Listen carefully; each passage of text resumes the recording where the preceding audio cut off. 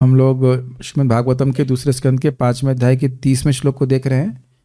बहुत आसान है। देखिए, आप लोग वहां तक पहुंच गए थे। तामसिक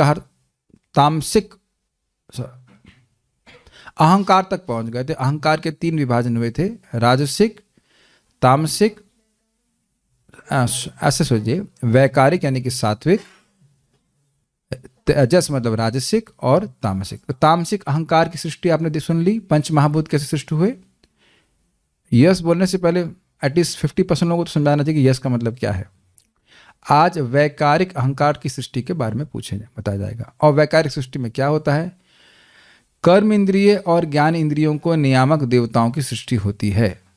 बस इतनी सी बात है। बस समझ आ गया। और प्रभुपाद जी ने क्या कहा, प्रभुपाद जी दे रहे हैं कि भाई देखो, हर इंद्रिय के नियामक देवता हैं, लेकिन इंद्रियों के स्वामी कृष्ण है, इसलिए इंद्रियों से भगवान की सेवा करनी चाहिए। ये आज का विषय है। अब मैं अगर ये बात आपको समझ में आ गई तो पढ़ने मात्र से सबको समझ में आता चला जाएगा। समझ आ रहा है। वैकारिक संस्कार नहीं, वैकारिक अहंकार अर्थात सात्विक अहंकार से, और मन यानी मन का मतलब चंद्रमा, जो मन को संयमित करने वाला है, वो सारे देवताओं की सृष्टि हुई।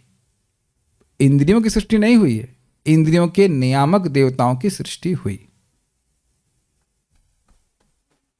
ठीक है, तो शुरू करते हैं। मेरे पीछे बोलिए। वैकारिकान् मनोजज्ञे देवा वैकारिका दश।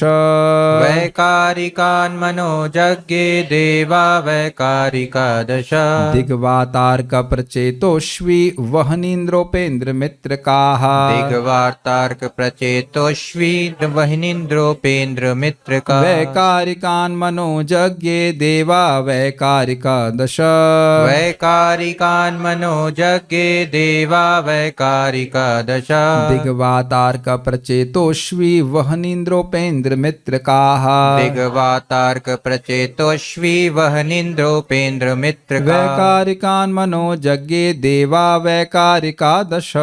वैकारिकान् मनोजज्ञे देवा वैकारिका दश। दिग्वातार्क प्रचेतोष्वी वहनीन्द्रोपेन्द्र मित्रकाः। दिग्वातार्क प्रचेतोष्वी वहनीन्द्रोपेन्द्र मित्रकाः। वैकारिकान् मनोजज्ञे देवा वैकारिका दश। वैकारिकान् मनोजज्ञे देवा वैकारिका दश। दिग्वातार्क प्रचेतोष्वी वहनीन्द्रोपेन्द्र मित्रकाः। दिग्वातार्क प्रचेतोष्वी वहनीन्द्रोपेन्द्र मित्रकाः। बोलिए एक बार। वैकारिकान् मनोजज्ञे देवा वैकारिका दश। वैकारिकान् मनोजज्ञे देवा वैकारिका दश।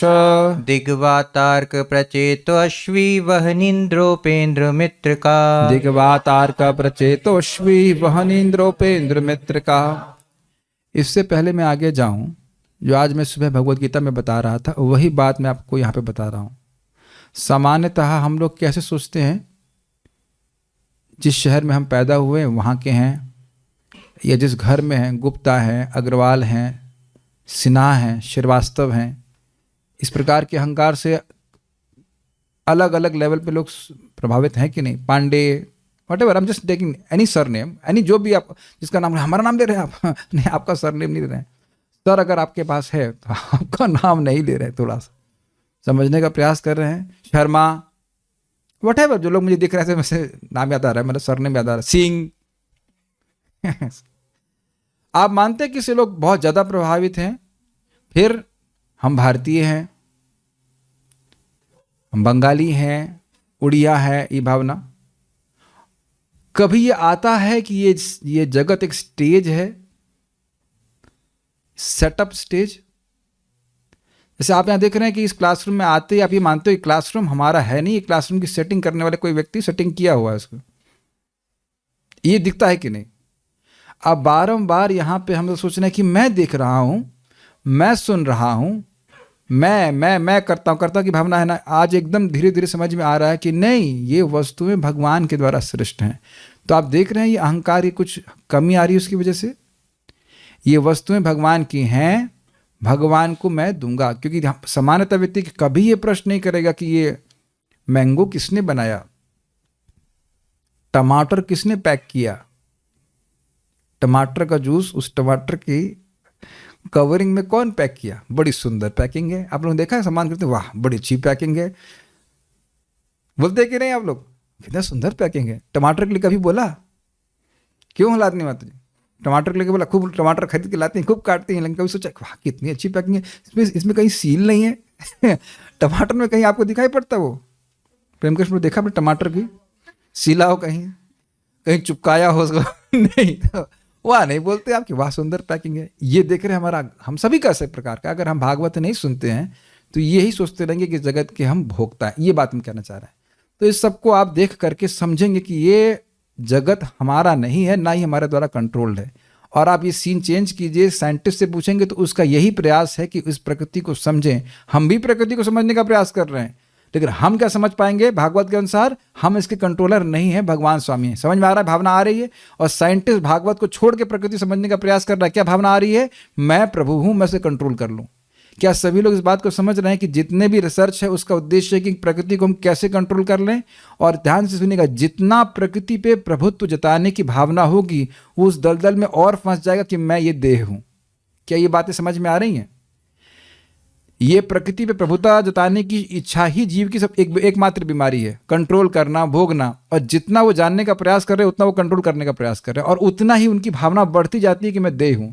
ये बात समझ में आ रही है? तो इन सारी बातों को समझ करके हमें क्या फायदा होगा? हम देह अध्यास से दूर होंगे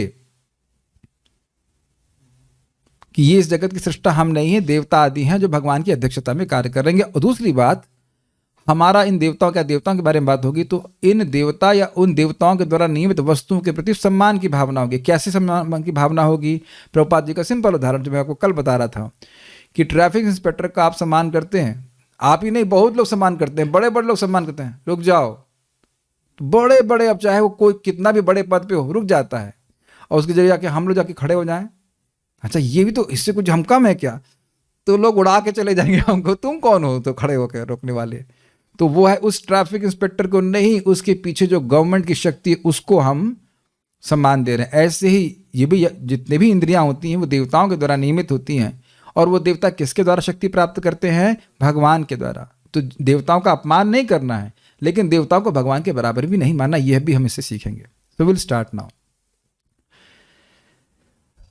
इसका अनुवाद देखते हैं। सतोगुण से मन उत्पन्न होकर व्यक्त होता है, साथ ही शारीरिक गतियों के नियंत्रक 10 देवता भी प्रकट होते हैं, और मन का मतलब शीतल स्वामी कहते हैं चंद्रमा।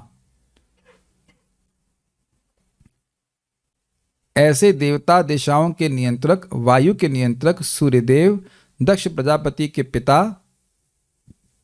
अच्छा दक्ष प्रचेता, अश्विनी कुमार, अग्निदेव, स्वर्ग का राजा इंद्र, स्वर्ग के पूजनीय अर्चा विग्रह, पूरा सुनिएगा, घबराइए मत, आदित्यों के प्रमुख तथा प्रजापति ब्रह्मा जी कहलाते हैं। सभी इस तरह अस्तित्व में आते हैं।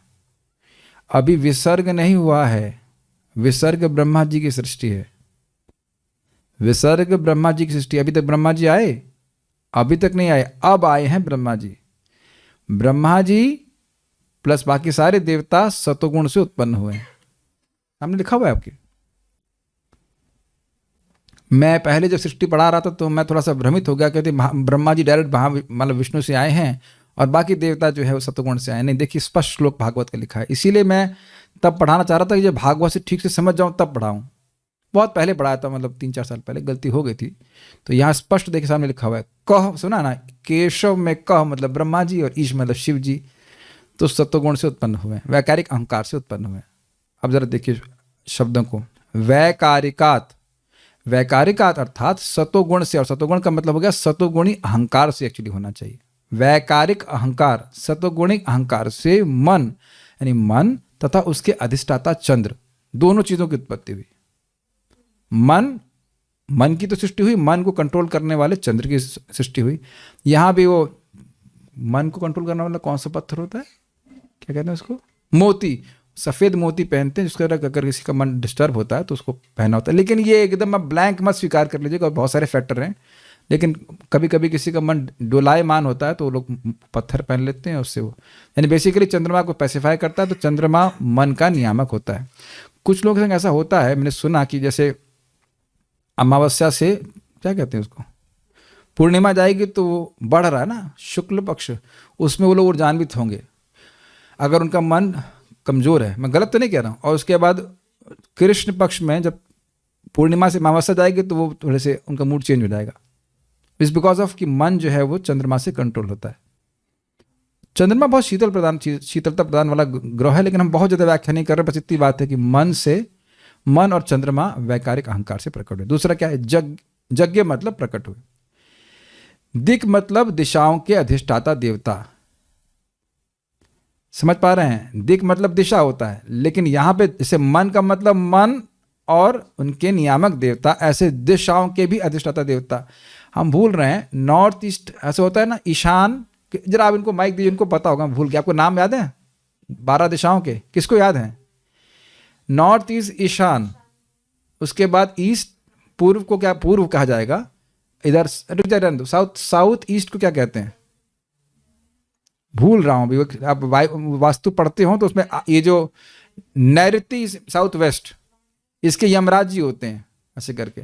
तो इसीलिए अलग अलग दिशाओं के अलग अलग देवता होते हैं। नॉर्थ ईस्ट में भगवान विष्णु भी निवास करते हैं, लेकिन वो अलग बात है, देवता की बात नहीं, वहां के भी कोई देवता होते हैं। अब अग्निकोण है, ऐसे करके हाँ 10 होते हैं। अब ठीक है, वास्तु नहीं पढ़ा पाएंगे पूरा, लेकिन इसीलिए व्यक्ति को कभी भी इधर वेस्ट में स्वर्ग नहीं सोना चाहिए और नॉर्थ में नहीं सोना चाहिए। ये वास्तु के अनुसार व्यक्ति को या तो साउथ में सोना चाहिए, जैसे मैं ईस्ट में सोता है तो ईस्ट में या साउथ में ऐसा सोना चाहिए। एनी हाउ 10 दिशाओं के 10 देवता हैं। वात का मतलब होता है हवा, तो हवा का मतलब होगा वायु के अधिष्ठाता देवता। ध्यान देना चाहिए कि वात का मतलब वायु तत्व नहीं हो सकता है। अब तो क्लियर समझ में आ रहा है क्यों? क्योंकि वह तामसिक अहंकार की सृष्टि है। इसे कहते हैं पूर्वापर न्याय। पहले बोला था ना कि वायु की सृष्टि हुई थी तामसिक अहंकार से, तो यहां लिख रहे हैं वात मतलब वायु के अधिष्ठाता देवता। क्यों? क्योंकि वायु की सृष्टि तो तामसिक अहंकार से हुई थी ना, तो फिर यहाँ पे वैकारिक अहंकार से कैसे होगी? अब समझ में आ रहा है कैसे लोग अर्थ देते हैं। और प्रचेता मतलब वरुण लिखा गया, प्रचेता थे 10 प्रचेता थे, वह दक्ष के पिताजी थे। वो दक्ष जिनके बेटों को नारद जी ने ब्रह्मचारी बना दिया था, उनकी बात कर रहा हूं मैं। कितने थे? 60,000 थे? कितने थे? 10,000 थे। पहले 10,000 थे, फिर 1,000 थे। तो वो दक्ष, वो वाले दक्ष ने जिनकी मुंडी काटी थी, वो दोबारा जन्म लिए थे दक्ष। वो प्रचेताओं के 10 प्रचेताओं के एक बेटे थे, तो इसलिए बोल रहे हैं वो प्रचेतागण जो दक्ष के पिताजी हैं, वो प्रचेतागण, उनकी सृष्टि हुई, वो भी देवता है। अश्वी मतलब अश्विनी कुमार, वहनी मतलब अग्निदेव, इंद्र मतलब स्वर्ग के राजा इंद्र। और उपेंद्र कौन है? अब हम फंसाते हैं आपको। उपेंद्र क्या है? स्वर्ग के पूजनीय अर्चा विग्रह। कौन है ये? मुझे पता था कि वामन देव बोलेंगे, इसलिए फंसाया था, मैं भी फंस गया था, यही फंस गया था। उपेंद्र मतलब वामन देव, तो वामन देव वैकारिक अहंकार से उत्पन्न हुए। गलत हो गया कि नहीं? यही फंस गया मैं। उपेंद्र का अर्थ आप यही समझते हैं ना, भगवान वामन देव। तो वामन देव की सृष्टि, ये बताइए कि माता अदिति के द्वारा, सृष्टि नहीं सॉरी, माता अदिति के द्वारा प्रकट हुए कि सृष्टि के समय उपेंद्र की सृष्टि हुई? क्या उत्तर है? माता अदिति के द्वारा प्रकट हुए थे, वो सृष्टि के बहुत बाद में हुआ। तो यहां उपेंद्र का अर्थ है एक देवता विशेष जिसमें भगवान की शक्ति का आवेश होता है। इसीलिए प्रभुपाद जी ने अनुवाद किया कि इन स्वर्ग लोक में पूजनीय देवता ये भगवान विष्णु नहीं है। भगवान गड़बड़ हो जाएगा ना, भगवान विष्णु और सात्विक अहंकार से प्रकट हुए, ये गड़बड़ हो जाएगा कि नहीं? इसको जीव गोस्वामी जी क्लियर करते हैं। अभी आप देखिएगा टीका में लिखा क्रम संदर्भ में। यहां मैं फंस गया था, मैं इसलिए फंस जाता हूं रात में। ये क्या हुआ? हर दिन सोचता हूँ जल्दी हो जाएगा, फिर फंस जाते हैं, फिर लेट हो जाता है। आज अभी भी सोच रहा हूँ जल्दी हो जाएगा, कोई दिक्कत नहीं है। अच्छा कोई दिक्कत नहीं है, देखो ये दिक्कत है। यहां आप लोग मुझे फंसा देते कि नहीं? प्रभु जी उपेंद्र मतलब, मैं व्याख्या भी करता हूँ, उपेंद्र मतलब भगवान वामन देव। कौन काटता है यहाँ पे? कोई नहीं काटता, लेकिन गलत हो जाती बात। और अब मैं सुबह सोच रहा था कि जीव गोस्वामी जी आज से 500 साल पहले सोच लिए होंगे, जब इस पे कोई प्रवचन करेगा तो फंसेगा, इसलिए पहले क्लियर कर दो। कितना सुंदर सोचने वाली बात है। जो हम आज सोच रहे हैं वो पहले सोच लिए हो। आप उनकी टीका देखिए, एक लाइन की टीका है, लेकिन उसको पॉइंट आउट कर रहे हैं। उपेंद्र मतलब वामन देव नहीं, उपेंद्र का मतलब एक देवता विशेष जिनको भगवान का आवेश में आवश्यक शक्ति प्राप्त है। आप आगे ऐसे भी सुनेंगे चरणों की देवता है विष्णु, लेकिन वो देवता है, वो भगवान विष्णु नहीं है। ठीक है। मित्र मतलब 12 आदित्यों में से एक। 12 आदित्य क्या है? ये अदिति माता जी के 12 पुत्र हैं, तो उसमें एक है इंद्र और उसमें से एक है ये मित्र। समझ पा रहे हैं मेरी बात?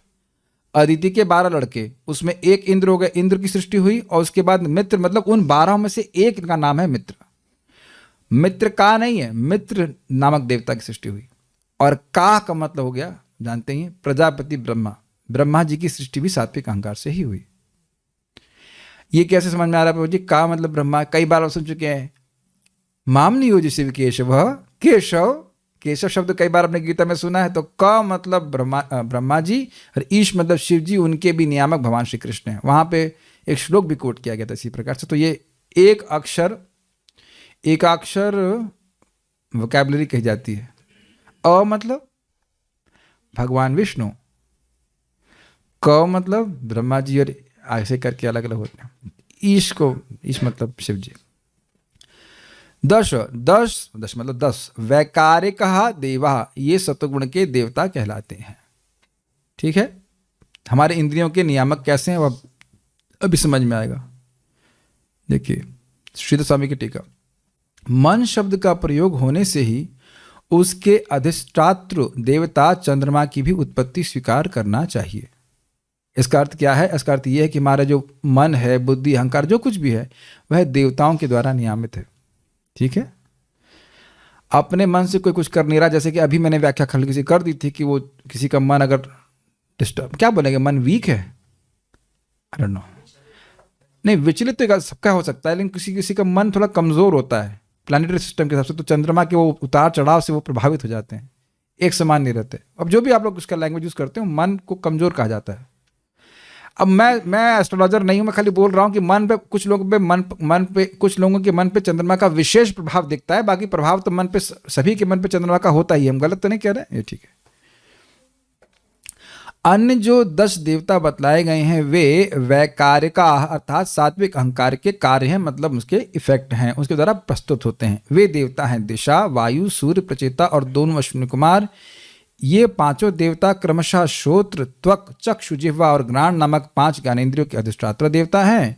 अग्नि, इंद्र, उपेंद्र, मित्र और प्रजापति, ये पांचों देवता क्रमशः वाक, पाणी, पाद, पायु तथा उपस्थ नामक कर्मेंद्रियों के अधिष्ठाता देवता हैं। घबराओ मत, जानबूझ के तेज गया। देवता और नियमित इंद्रियां। अब आप मैच कराओ छोटे बच्चों की तरह, कुछ मैच नहीं कराना, सामने लिखा हुआ है। दिशा, श्रोत्र। एक रुचिकर बात है कि कभी कभी ये मैं खाली सोच रहा था, आप लोग बताना कैसा आप अनुभव करते हैं। कान से कोई आवाज आ रही हो तो दिशा का अंदाजा लग जाता है किस दिशा से आ रहा है। ऐसा खाली सोच रहा था कि ऐसा है ना। अब देखिए गाय, एक सांड की, अभी बैल की आवाज आई, देख रहे ना आप, अंदाजा लगा रहे हैं उधर से आवाज आई। मेरे बाएं हाथ में दिखा रहा हूं, कुछ में से रिलेट कर रहा था। वायु है, त्वक, ये है। खुजली का रोग, हमारे यहाँ तनिष्क प्रभु नहीं है इधर, खुजली का रोग वायु का ही होता है। कोई अगर आयुर्वेद का होता है बताते हैं, वायु डिस्टर्ब होने से खुजली का रोग होता है, चर्म रोग इत्यादि होते हैं। सूर्य तो बहुत ज्यादा स्पष्ट है। अर्क यहाँ शब्द है, तो सूर्य मतलब आंखें, आंखों को कंट्रोल करने वाली। ये हम पहले भी सुन चुके हैं। कहाँ से है? दूसरे स्कंद में ही हम लोग सुन चुके हैं, दूसरे में, प्रथम अध्याय में सुन चुके हैं कि सूर्य जो है आंखों को कंट्रोल करता है ना। प्रचेता जिह्वा को कंट्रोल करते हैं, ये भी हम सुन चुके हैं। जिह्वा मतलब जल। ये अनुभव किया होगा कि जीभ में रस, टेस्ट की शक्ति है, और टेस्ट आता है पानी से जो मुख में है। आपने महसूस करें कि अगर एकदम मुख सूख जाए तो खाने का टेस्ट नहीं आता। जिह्वा का यहाँ पे अर्थ है रसना। रसना मतलब रसना मतलब वो बस बड़ा कठिनाई। रसना का एक ही अर्थ समझते, रसना मतलब समझ गया। रसना का अर्थ है, रसना का अर्थ है स्वाद चखने वाली इंद्री। रसना मतलब जूस नहीं। जो क्या करें, दिक्कत है ये। कोई नया व्यक्ति अगर रसना की बात कर रहे थे, हाँ समझ में नहीं। रसना मतलब जिह्वा मेरी बोल रही है। ये क्या है? कर्मेंद्रिय है। जब मैं प्रसाद ग्रहण करूंगा तो वह ज्ञानेंद्रिय की तरह करते हैं। हाँ खिचड़ी ठीक है, जली तो नहीं, अच्छी है, खुशबू खुशबू आ रही है, ऐसे करके ऐसे। Make sense? तो इसके कंट्रोलर हैं प्रचेता। दोनों अश्विनी कुमार, अब समझ में आ गया आपको? दो नथुने आप हमारे भक्त लोग बड़े हमारे तेज हैं। जैसे प्रसाद हम लाते हैं, खुशबू तो अच्छी आ रही है इतने तेज, यानी अश्विनी कुमार ठीक से काम कर। ठीक, तो ये अब समझ में आ रहा है, ये 5 देवता 5 ज्ञानेंद्रियों को सहमित कर रहे हैं। नेक्स्ट अग्नि, अग्नि से वाक। एक भक्त मुझे बताया कि जिन लोगों का मंगल, मैं जो बोल रहा हूं मैं समझ पाया, उसको आप सत्यापित करना कि मंगल तेज होने से व्यक्ति बोलने में तेज होता है। ऐसा कुछ है क्या? पता नहीं, एनर्जी ऐसा कुछ मुझे बता रहे थे कि जो लोग का मंगल तेज होता है, उनकी एनर्जी हाई होती है, वो बोलने में बहुत तेज होते हैं। तो मुझे ऐसा लगा कि अग्नि तत्व तेज होता है, शायद इसकी वजह से वो वाणी। वाह, मैं एस्ट्रोलॉजी भी समझ गया कुछ कुछ तो अग्नि तत्व तेज है तो वो बोलने में तेज होंगे। काफी इंटरेस्टिंग बात है। तेजस्वी तो होता है, तेजस्वी होता है व्यक्ति, बोलने में तेज होगा। इंद्र मतलब पानी, ये तो बड़ा स्पष्ट है, ये मृदंग की बजाने की कला इंद्र से ही आ रही है। आपको पता है ना, अर्जुन सीखे थे। तो पानी मतलब हाथ, तो हाथों को इंद्र ने सहमित कर रहे हैं। उपेंद्र जो है वह है पैरों को कंट्रोल कर रहे हैं। तो उपेंद्र मतलब वो देवता जो भगवान की शक्ति से के अधीन रह के वहां पे कार्य करें। पाद मतलब चरण, मित्र मतलब मल द्वार इत्यादि से पायु कहा जाता है। प्रजापति ब्रह्मा जो है वह है उपस्थ, यानी जननेंद्रिय को सहमित कर रहे हैं। तो ये समझ में आ गया, 5 कर्मेंद्रिय 5 ज्ञानेंद्रिय। अब आपको मैं बड़ी इंटरेस्टिंग इन्फॉर्मेशन देना चाहते हैं, बड़ी इंटरेस्टिंग। यस्यास्ति भक्तिर्भगवत्या किंचना सर्वैर्गुणैस्तत्र समासते सुरा हराओ भक्तस्य कुतो महद्गुणा मनोरथेना सति धावतो वही। जो बड़े निष्काम भावना से भगवान श्री कृष्ण की भक्ति करता है तो सारे देवता उसके शरीर में अपने सारे गुणों के साथ निवास करते हैं और भगवान भी निवास करते हैं। इस पे आचार्यों ने बोला है कि अरे देवता के गुण तो देवता के उपासक में भी आ जाते हैं।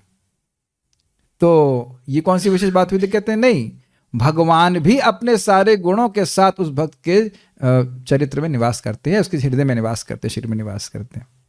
अब मैंने ये बात क्यों बोली? बड़ी इंटरेस्टिंग बात है। क्यों निवास करते हैं? क्योंकि उसे उस भक्त का संग मिलता है। देखिए बड़ी सुंदर सुंदर बातें हैं। सामान्य लोगों की इंद्रियों को देवता सहमित करते हैं, लेकिन भगवान की भक्ति भगवान की अंतरंगा शक्ति की वृत्ति है, वो देवताओं के तो कंट्रोल में नहीं है। ये देवता यानी कि अग्नि के कंट्रोल में हरे कृष्णा कृष्णा कृष्णा हरे हरे, हरे राम राम राम हरे हरे नहीं आ रहा है। लेकिन अग्नि की अभिमति होती है, देखो ये अपनी जीव को हरे कृष्णा कृष्ण कृष्णा हरे हरे, हरे राम राम राम हरे हरे, इसमें लगा रहा है। कितना अच्छा डिवोटी है। Are you able to follow? यही प्रभुपाद जी ने प्रथम स्कंद में समझाया कि जब हम भगवान की भक्ति करते हैं तो देवता, सारे देवता हमें आशीर्वाद देते हैं और इसी कारण से व्यक्ति तेजस्वी होता चला जाता है, ऐसे कार्य कर पाता है जो कभी वो सोच भी नहीं सकता था। जैसे एक जगह हमने सुना है, मैं भी भागवत नहीं पढ़ेंगे, बुद्धि के नियामक देवता ब्रह्मा जी भी है, एक ही चीज को नहीं कंट्रोल करते हैं। तो जैसे आप बुद्धि भागवत में लगा रहे हैं, ओ ये तो बहुत अच्छा कर रहा है, तो बहुत अच्छा कर रहा है। ये आगे आप इसका प्रमाण देखेंगे। जब जो ब्रजवासी हैं वो भगवान श्री कृष्ण को देखते हैं, देवता ऐसी अभिमति होती है कि ये हम दिखवा रहे हैं इसको कृष्ण, लेकिन कृष्ण को देवता नहीं दिखवा सकते हैं, क्योंकि देव वो देव अधोक्षज, वह उनकी भी इंद्रियों के परे हैं। लेकिन देवताओं की ऐसी अभिमति मतलब मानते हैं कि वो भगवान की सेवा, हमको भी सहायता कर रहे हैं, हम उनकी सहायता कर रहे हैं, भगवान की सेवा कर रहे हैं। कुछ कैच कर रहे हैं आप? बड़ा इंटरेस्टिंग है। भगवान की भक्ति सीधे भगवान की दक्षता में होती है, भगवान की अंतरंगा शक्ति में होती है। लेकिन ऐसा लगेगा कि हाँ देवताओं के द्वारा, सहायता के द्वारा, लेकिन जो सामान्य व्यक्ति जो कार्य कर रहा है वो देवताओं के द्वारा ही होता है। इसीलिए अब इसको जरा लिंक कर दीजिए भगवत गीता के श्लोक से। जो व्यक्ति यज्ञ करता है उससे देवता संतुष्ट होते हैं कि नहीं? जो लोग 3रा अध्याय में पढ़ रहे हैं वो सुन रहे हैं, सुनिए, वहां स्पष्ट बोलते, देवान भावयतानेना ते देवा भावयन्तु वह परस्परम भावयन्तो श्रेयः परमवाप्स्यतः। जब आप यज्ञ करोगे तो उससे देवता संतुष्ट होंगे, और वह देवता संतुष्ट होंगे तो आपकी सारी जो भौतिक आवश्यकताएं हैं वह पूर्ण करेंगे। फिर उससे आप क्या करोगे, फिर उससे और यज्ञ करोगे, और यज्ञ करने से आपका चित्त, हमारा चित्त पूरा शुद्ध हो जाएगा। फैक्ट्री में नहीं मिलेगा हमारा दाल चावल, ये चावल पर बड़ा अच्छा लग रहा है, खिचड़ी में कहां से बना है, ये लोहे से बना है, लोहे से बना है। चाइना में बना क्या है, चाइना में प्लास्टिक चावल बन सकता है, असली चावल नहीं बना सकते वो लोग। Fully dependent on demigods. पता है प्रभुपाद जी प्रवचन में क्या कहते हैं, अभी मैं सुन ही रहा था तीसरे अध्याय में, आगे जाके कलयुग में आम नहीं मिलेगा, आम की गुठली मिलेगी। आम की गुठली मिलेगी, और गुठली खा के अंदाजा लगाएंगे कि आम कैसा होता है। भक्ति करके निकल जाओ, अभी तो आम खाने को मिल रहा है, आगे जाके गुठली ही मिलेगी। ये प्रभुपाद जी के प्रवचन में है, शायद 3.16 ऐसे, मुझे नंबर याद नहीं है, लेकिन जो मैं सुन रहा हूँ उसी में बोलते हैं आम की गुठली नहीं खाने को मिलेगी, आम नहीं मिलेगा। यहाँ तो मिल रहा है फल जिसमें गुठली नहीं है, छिलका नहीं, भागवत, आगे केवल गुठली गुठली मिलेगी। गूदा, उसमें गूदा कहते हैं क्या, पल्प रहेगा ही नहीं। थोड़ा आज क्या है फल में, आम की गुठली, की गुठली। उसी के कुछ काट काट के पाउडर बनाकर खाएंगे, पता नहीं, बड़ी हालत खराब होने वाली है। Don't plan to take rebirth again, Kaliyuga is very bad. उम्मीद है कि आप लोग कुछ समझ पाए होंगे क्यों, और इसीलिए प्रभुपाद जी ने बोला कि सारी इंद्रियों को भगवान की सेवा में लगाओ। ये प्रभुपाद जी की थीम का फोकस रहेगा। क्रम संदर्भ, मन तथा चित्त की अति भिन्न अवस्था नहीं है, मैंने चित्त और मन एक ही बात है, ज्यादा अंतर नहीं, क्योंकि दोनों ही सात्विक हैं। इस संबंध में भगवान कपिल देव की उक्ति है, स्वच्छत्वम विकारित्वम शांत्वमिति चेतसः वृत्तिभिर्लक्षणम प्रोक्तम यथा पाम प्रकृति परा। महातत्व के प्रकट होने के बाद ये वृत्तियां एक साथ प्रकट होती हैं। जिस प्रकार जल पृथ्वी के संसर्ग में आने के पूर्व अपनी स्वाभाविक अवस्था में स्वच्छ, मीठा तथा शांत रहता है, उसी तरह विशुद्ध चेतना के विशिष्ट लक्षण शांतत्व, सच्वत्व तथा अविकारित्व हैं। इसको बस छोड़ दीजिए, अभी बस इतना बोल रहे हैं। इस कहने का अर्थ है कि मन सात्विक होता है। आप लोग बात नहीं मानेंगे, अजीब से लगेगा, मन तो बहुत डिस्टर्ब होता है, लेकिन मन सात्विक है, बुद्धि राजसिक है। बुद्धि प्लानिंग करती है, ये करो वो करो, ये करो वो करो, मन प्लानिंग नहीं करता है। अब इसमें बहुत सारी व्याख्या हो सकती है, लेकिन उधर नहीं जा रहा हूं। बस मन सात्विक होता है, मूलतः सत्वगुण से उत्पन्न होता है। मैं इसको समझा रहा था। यह उपेंद्र भगवद आवेश देवता, देवता के विशेष नहीं, देवता विशेष है। एक विशेष प्रकार के देवता हैं जिन पे भगवान की शक्ति का आवेश है। आवेश मीन्स परमिएशन इंग्लिश में कहेंगे, मतलब उसमें भगवान की शक्ति आवेश। आवेश क्यों नहीं समझते हो आप लोग, आवेश, अच्छा एब्जॉर्ब नहीं कहा जाएगा, कृपा पात्र कह लीजिए, कुछ कुछ हाँ शक्तिपात, यस यस शक्तिपात, यस। लेकिन आप जानते हैं भगवान की पूरी शक्ति का पात नहीं हुआ है, थोड़ा शक्तिपात हुआ, अंश रूप में, समझ पाते हैं। ओके, जैसे कि अब इस ये जो सामने लाइट है, इसमें ना पावर हाउस की सारी करंट का आवेश है। हाँ भाई, आवेश प्रवेश वही अर्थ है। क्या इसमें सारा करंट आ रहा है, थोड़ा करंट का प्रवेश हो रहा, तब वो चमक रहा। अब तो समझ में आ गया, ये पावर हाउस है, बहुत अच्छी बात है। ये क्या पावर हाउस है? नहीं, ये एक बल्ब विशेष है जिसमें पावर हाउस का शक्ति का आवेश। अब तो समझ में आ गया, ये बात बोल रहा है। तो वह यह उपेंद्र भगवत आवेश देवता विशेष है, के हटा दीजिएगा, अपितु वे श्री भगवान नहीं है, अपितु वे भगवत शक्ति के अधीन है। यानी ये उपेंद्र जो है ये वामन देवता, वामन देव नहीं है। वामन देव तो बहुत बाद में आए, कौन से मनवंतर में हमको पता नहीं, बहुत बाद में आए, बहुत बाद में आए, अदिति के बेटे के रूप में आए, और वो भगवान विष्णु है। वह सत्व सात्विक अहंकार से उत्पन्न व्यक्ति नहीं है। क्लियर हो गया? तो कभी कोई पूछेगा उपेंद्र कौन है, तब क्या बोलेंगे? एक देवता विशेष है जिनमें भगवान की शक्ति निहित है, ये वामन देव नहीं है। क्लियर? तात्पर्य प्रभुपाद जी का पढ़ते हैं। वैकारिक सृष्टि की उदासीन अवस्था है, उदासीन मतलब न्यूट्रल अवस्था है, और तेजस सृष्टि का शुभारंभ है, एक्टिव, इंद्रियां जब शुरू हो गया, बुद्धि शुरू हो गया। जबकि तमस अज्ञान के अंतर्गत इस भौतिक सृष्टि का पूर्ण प्रदर्शन है। तमस मतलब, तमस से क्या होता, सारी भौतिक वस्तुएं प्रकट हुई थी, ये बात है। पर देवता कंट्रोलर आ गए, लेकिन कंट्रोल करने के लिए भोक्ता भी तो कुछ चाहिए ना, कुछ भोगी हो, कुछ व्यवस्था हो, तब ना कुछ हो, बात होगी। तो देवता आ गए, लेकिन उनके लिए सारी व्यवस्था भी तो बननी चाहिए, तो वो तामसिक अहंकार से उत्पन्न होती है। फैक्ट्रियों तथा कार्यशालाओं में जीवन की आवश्यकताओं इसे कहते हैं कोट अनकोट, जीवन की आवश्यकताओं का निर्माण ही कलयुग में सर्वाधिक प्रमुख है और यही निर्माण अज्ञान की सर्वोच्च अवस्था है। इन्हें प्रभुपाद जी का स्टाइल क्या है? प्रभुपाद जी स्टाइल बड़ा अच्छा है। इसे कहते हैं भिगो के मारना। ये जो चादर है, इसको ऐसे मारूंगा ना, ऐसे तो चोट नहीं लगेगी, लेकिन इसको पानी में भिगो दें ऐसे, और फिर से ऐसे कर दें ऐसे, और फिर मारिए। मारना नहीं, अपराध नहीं करना, बड़ा जोर से लगता है। समझ से कहते हैं भिगो के मारना। तो अब देखिए ऐसा लग रहा है कि प्रभुपाद जी गुण बोल रहे हैं, धो के भिगो के मार रहे हैं। फैक्ट्रियों तथा कार्यशालाओं में जीवन की आवश्यकताओं का, अब इसका मतलब क्या है? अपने ही इर्द गिर्द आप घरों में देखिए कितनी सारी चीजें जो फैक्ट्री में बन के आती हैं, उनकी आवश्यकता नहीं होती, व्यक्ति खड़ा इकट्ठा करते रहता है। हाँ, तो आप कहेंगे फिर आप ये कैमरा क्यों यूज कर रहे हैं? भगवान के यश के लिए। बाकी हमारा क्यों? मैंने आज तक कभी पूछा था कि कैमरा का मॉडल क्या होता है? जब हमें प्रचार के लिए उपयोग में आना पड़ा तब इसमें इंटरेस्टेड है। हम प्रचार में इंटरेस्टेड, इस कैमरे में इंटरेस्टेड नहीं है, ना ही नीदर ही इस लैपटॉप में। आप देखिए थे इस लैपटॉप को ढूंढने में हम लोग कितनी देर सर्च किए थे? Almost 2 hours. उससे पहले भी सर्च किए थे। ये स्पीकर में आप लोग, हम लोगों ने बहुत मिलकर रिसर्च करी थी ना कि ये वाला लें कि वो लें, कि ये लें कि वो लें। आप कहेंगे भाई एक तरफ तो आप बोल दो ये सब प्रभुपाद यहाँ बोल रहे हैं, क्या जरूरत है फैक्ट्री की? ये प्रचार की आवश्यकता है, ये जीवन की आवश्यकता नहीं है। कुछ क्लिक कर रहा है आप लोगों को?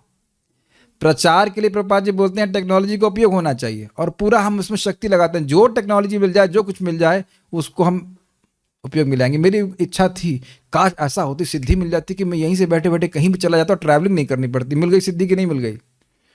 कहाँ कहाँ पे लोग हैं। मेरठ में हूँ मैं अभी, ऑस्ट्रेलिया भी पहुँच जाता हूँ। कभी कुछ एक व्यक्ति में यहाँ पे बोले प्रभु जी हम वो कहाँ पे कनाडा में आपको लेक्चर सुन रहे हैं। हमने कहा अच्छा ठीक है, पहुँच रहा हूँ वहाँ पे। कभी नहीं गया कनाडा, कहाँ है मुझे पता नहीं, मीन सेंस कभी गया नहीं। बाली से एक भक्त ज्वाइन करते हैं कीर्तन सुनने के लिए, तो वहाँ बाली भी चले गए। एक ही बार में पहुँच गए कि नहीं? इसकी तो मैं कल्पना भी नहीं कर सकता था 2010 में जब आप लोगों के पास होता। कितनी मेहनत होती थी कुछ बच्चों को पकड़ने के, लाने के लिए। ओहो, यहाँ से लेके जाओ, गाड़ी में जाओ, वापस लाओ। कितना सुविधा भगवान ने दे दी, कितनी सुविधा दे दी। तो ये हम लोग जो तो सब जो टेक्नोलॉजी जो कुछ उपयोग कर रहे हैं, उससे क्या है? वह प्रचार की आवश्यकता है, वो जीवन की आवश्यकता नहीं है। सुबह से जब हो रहा था स्पीकर कुछ याद आया आपको? कुछ भी नहीं आता। वो खाली जब प्रचार करने के लिए, कीर्तन क्लास के लिए होता तब याद आता, नहीं तो याद भी नहीं आता है कि नहीं? तो बैलेंस कर पा रहे हैं बात? ये सब चीजें कहते हैं making a best use of a bad bargain.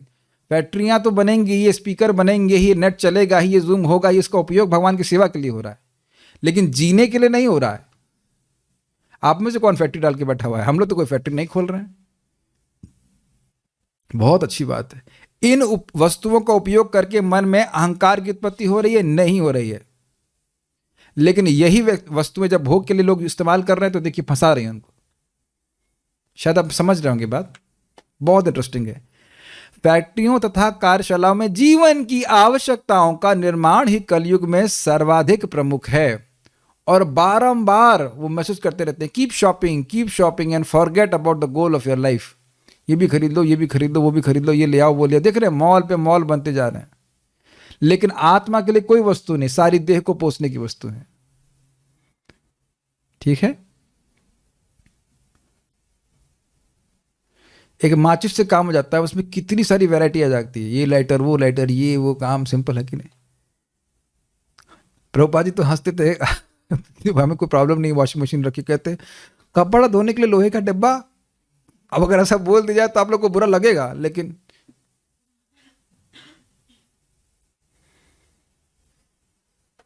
विचार कीजिए। It's okay, we have nothing against it, but I am just saying कि उसके पीछे फैक्ट्री कितनी बड़ी, आप लोग ने देखा नहीं है बिजली के पीछे कितना बड़ी फैक्ट्री लगती है। हम तो वहां पे देख करके आए हैं, कितनी जाने उसमें जाती हैं, आप कल्पना नहीं कर सकते हैं। यानी हम उसे बहुत व्याख्या नहीं कर रहे हैं, लेकिन इससे ये कलयुग में होता ही रहता है, कौन सी नई बात है। और इन सारे प्रयोजन में आप लोग कभी जरा जाके दिखाओ एनटीपीसी में जा करके, और समझा के दिखाओ कि भाई इंसान जीवन का उद्देश्य जो है वो हरे कृष्णा करना है। बड़ा कठिन होता है। वो तमोगुण से बिल्कुल ढके रहते हैं, वो चेतना ढकी रहती है। एनीवेज, देखिए हम सबको चेंज नहीं कर पाएंगे। जो बहुत, प्रभुपाद जी कहते हैं you preach and those who are most fortunate they will accept. This is amazing statement. चाहे कोई भी आप प्रचार करो, चाहे कोई भी नहीं आए, जो बहुत भाग्यवान होगा वो आएगा। मैं फिर से रिपीट कर रहा हूं, प्रभुपाद जी का शब्द है, आप प्रचार करो चाहे कोई भी नहीं आए, जो बहुत भाग्यवान होगा वो आपके पास आएगा। जो बहुत भाग्यवान होगा वो आपके पास आएगा। जो बहुत भाग्यवान होगा वो आपके पास आएगा। आप भगवान की बात बोलो, भगवान से, भगवान प्रसन्न होने चाहिए। शायद आप लोग बुद्धिमान हैं, मैं समझ गया हूं कि मैं क्या कहना चाहता हूं। Nothing more elaboration is needed. जो बहुत भाग्यवान होगा वो आएगा। कुछ अंदर प्रकाश जा रहा है मेरे बोलने मात्र से। चाहे वो आपका प्रश्न था ना, पढ़ी लिखी ना माता जी हो तो आ गई आपके पास हरे कृष्णा करने के लिए, वो बहुत भाग्यवान होगा तो वो आपके पास आएगा। गार्ग मुनि प्रभु, आप जानते हैं प्रभुपाद जी के शिष्य ने बहुत अच्छी बात बोली कि कोई तुम्हारे पास आया है, ये कोई बाई चांस नहीं है। जिस व्यक्ति के पास भगवान का सही सही ज्ञान है, आप प्रयास करो, ज़्यादा से ज़्यादा क्या होगा, यही बोलेगा ना, हम नहीं मानेंगे। आपको कोई गोली तो नहीं मार देगा इस दिन ना, या प्रसाद दे दीजिएगा, कुछ भी नहीं तो प्रसाद तो खा ही लेगा। Think about it, this is amazing. अगर आप थोड़ा सा मनन करें, प्रभुपाद जी के शब्द कितना अद्भुत है। जो बहुत भाग्यवान है वो तुम्हारे पास आएगा, तुम्हारे पास आएगा। ऐसे सोचिए कि प्रभुपाद अब आपको बोल रहे हैं, तुम्हारे पास आएगा। कुछ आएंगे ना आपके पास, आपके भाई या कोई भी, कुछ भी नहीं कर सकते कि अच्छा प्रसाद नहीं दे सकते, कुछ तो दे ही सकते, कुछ तो दीजिए। जो बहुत भाग्यवान है वो तुम्हारे पास आएगा।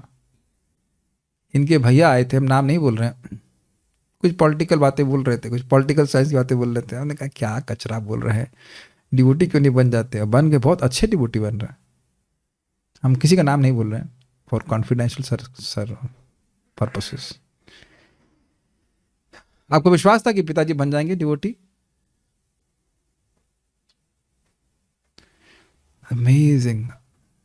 एनीहाउ, तो इस जगत में ना कलयुग में बिखरे हुए लोग हैं, कहाँ कहाँ ज्ञान में पड़े हैं, कौन भक्ति में आ जाएगा आप कुछ नहीं कह सकते। We should just keep on preaching Krishna consciousness. मानव समाज द्वारा ऐसे निर्माणकारी उद्योग तमोगुण में संपन्न होते हैं, क्योंकि वास्तव में निर्मित सामग्रियों की कोई आवश्यकता नहीं होती है। तमोगुण मतलब अज्ञान। अब समझ में आया? इतना स्वीट तात्पर्य है, इतना स्वीट। जिस चीज की जरूरत नहीं है उसे क्यों बना रहे हो? क्या उत्तर है हिरेन प्रभु? जिस चीज की जरूरत नहीं है उसको बनाने का मतलब क्या है? व्यक्ति ज्ञान में है कि अज्ञान में है? अज्ञान में। समझ में आ गया? कितना स्वीट तात्पर्य है प्रभुपाद जी का। जिस चीज को बनाने की जरूरत नहीं है, सुनाई पड़ रहा है? Can you realize this? जिस चीज को बनाने की जरूरत नहीं है उसको बना रहे हो। प्रभुपाद जी कहते हैं लोग तो पहले ही मर रहे थे, तुमने एटम बम बना के क्या सफलता प्राप्त करी? अब समझ में आया, ये तमोगुण है। मर रहे थे ना लोग, भैया लोग मर नहीं रहे, मर नहीं रहे, कोई मरा ही नहीं। आइंस्टीन भैया मरे नहीं, महात्मा गांधी मरे नहीं, बम लाओ, ये लोग मर नहीं रहे हैं। ऐसा हो रहा है? बताइए। सभी के पिताजी तो एटम बम एक्सप्लोजन करने से मरे ना, है कि नहीं? मलेरिया के मच्छर से मर गए नहीं? मरने के लिए क्या बाथरूम में फिसल जाते हैं मर जाते हैं? तुम मारने के लिए एटम बम बनाने की क्या जरूरत है? ये देख लीजिए, तम मतलब बड़ी इंटरेस्टिंग है। जो चीज नहीं करनी चाहिए वही करेगा व्यक्ति, जो नहीं करना चाहिए वही करेगा, ये तम है। और उतना मेहनत अगर भगवान के प्रचार में हो रहा होता तो बताइए कितने लोग लाभान्वित हो गए होते। इंटरेस्टिंग है। और अब आप एक अपना एक्सपेरिमेंट भी कीजिएगा कि अपने घर में देखिए कौन कौन सी वस्तुएं रियली आवश्यक नहीं और इकट्ठा किए हुए हम लोग। और अगर आवश्यक नहीं है और इकट्ठा किया हुआ है तो हम लोग कौन से गुण से, जरा सुनाइए कान से, कौन से गुण से प्रभावित है? सतोगुण। हाँ, मुझे सतो सुनाई पड़ रहा है, नहीं तमोगुण। इसीलिए बोला जा रहा है जितना आवश्यक है उतना ही ग्रहण कीजिए, नहीं तो क्या बढ़ जाएगा? कौन सा गुण बढ़ेगा? शुद्ध सत्व, तमोगुण बढ़ेगा। ये हम भक्तों को भी बोलते हैं, ब्रह्मचारियों को बोलते हैं, गृहस्थों, सब लोग को बोलते हैं इस बात को। जो आवश्यक नहीं है उसका क्या, अच्छा ये कैसे मालूम चलेगा क्या आवश्यक नहीं है? वो चीज़ आपने जो 6 महीने से यूज़ नहीं करी है आपकी ज़िंदगी में भी यूज़ नहीं करेंगे। मुझे भी अपना भी रूम साफ करना है, मैं आलस में पड़ जाता हूँ, हर बार सफाई करता हूँ और ये तो शायद काम आ जाए। नहीं, 6 महीने से काम नहीं आई तो आगे भी काम नहीं आएगा। आप अपने देख रहे हैं ना, सभी अंदर प्रवृत्ति होती है, इतने महीने से लिया। नहीं, एक बात ध्यान रखना, दवा एक अलग चीज है। अब मान लीजिए कोई चीज है, मान लीजिए बुखार है, पैरासिटामोल रखा है तो, या जो भी है पैरासिटामोल 6 महीने से नहीं लिए फेंक दो, नहीं। आपको ऑब्वियसली आपका उसको कंटेक्स्ट में स्वीकार करना पड़ेगा। लेकिन बहुत सारी चीजें हैं जो एकदम अनावश्यक हैं, तो दवा नहीं फेंकना भाई। होम्योपैथिक दवा रखी जाती है ना, कोई इमरजेंसी में काम आ जाती है। लेकिन हमको बात बहुत अच्छी लग रही है प्रभुपाद की, बहुत सारी इसमें हाईलाइटेड बातें हैं, बहुत इंटरेस्टिंग है।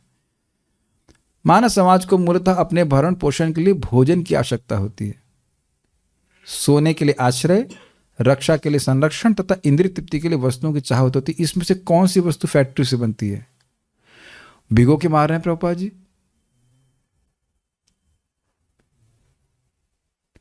हो सकता है कि सोने के लिए एक बहुत अच्छा, आजकल वो कार्बन फाइबर वाला रजाई होती है आ गई, लेकिन क्या जो हम लोग अपने जमाने में रुई की रजाई यूज करते थे गद्दे वाली, उसमें कुछ नींद नहीं आती थी? वो नींद ठीक नहीं आती होगी, शायद तभी 3 बजे उठ जाते होंगे, नींद खराब नहीं हो, सब घुस घुस करके मूंगफली खाते थे, है कि नहीं? वह भी तो उतना गर्म लगता है। मैंने एक रजाई मतलब कम्बल ला के दिए तो मुझे तो यही अभिमति थी कि रुई की है, बाद में देखा कार्बन फाइबर उसमें है। कुछ भी नहीं अंतर है। Make sense to you? क्योंकि लोगों के दिमाग में कार्बन जमा है तो रुई को नहीं इस्तेमाल करेंगे, कुछ नया करना, कुछ भी नहीं अंतर आए ना, ये बताओ। मैं पूरा जाड़ा बीत गया, यही अभिमति थी कि रुई का लेके आए, मतलब लग रहा था कि मैंने कहा कुछ अलग रहा, लेकिन रुई का है, और निकला क्या? बल्कि आप लोगों को बताऊं, जयपुर में हमारे घर में इतनी एक विशेष प्रकार की रुई आती है, इतनी पतली रजाई होगी। हाँ, मैं गलत तो नहीं कह रहा हूँ, और इतना गर्म कर देंगे पूरा जाड़ा बीत जाएगा, और इतना तो आज तक नहीं कर पा रहे हैं लोग। मैं गलत नहीं कह रहा हूँ ना, जो बहुत महंगी होती है, लेकिन विशेष प्रकार की मतलब रुई होती है, तो वो भी तो भगवान का उत्पादन है। दिक्कत फायदा क्या है कि जब इस प्रकार से रुई का इस्तेमाल करेंगे तो यह स्मरण रहेगा कि ठाकुर जी से आया है। कार्बन फाइबर भी ठाकुर से आया, लेकिन उसको उसके पीछे फैक्ट्री कितनी बड़ी है। रुई की फैक्ट्री कहाँ लगी हुई है? पेड़ में, सिंपल। और कार्बन फाइबर के पीछे कितना पोल्यूशन है वो तो आप समझ ही सकते हैं, है नहीं? ये सारी चीजें भगवान की कृपा से आ रही है। रक्षा होती है इंद्रिय तृप्ति का मतलब समझते हैं। इंद्रियां जीवन के व्यवहारिक चिन्ह है, जैसा कि अगले श्लोक में बताया जाएगा। मतलब देख रहा है, सुन रहा है, छू रहा है, तो ये इंद्रियों के कार्य हैं। मानवीय सभ्यता इंद्रियों की शुद्धि के लिए है, और इंद्रिय तृप्ति के विषयों की पूर्ति केवल आवश्यकता के अनुसार होनी चाहिए, न कि कृत्रिम इंद्रिय आवश्यकताओं को भड़काने के लिए। बहुत स्पष्ट है, भोजन, आश्रय, सुरक्षा तथा इंद्रिय तृप्ति ये भौतिक जीवन की आवश्यकता है। ये क्या लिखा हुआ है?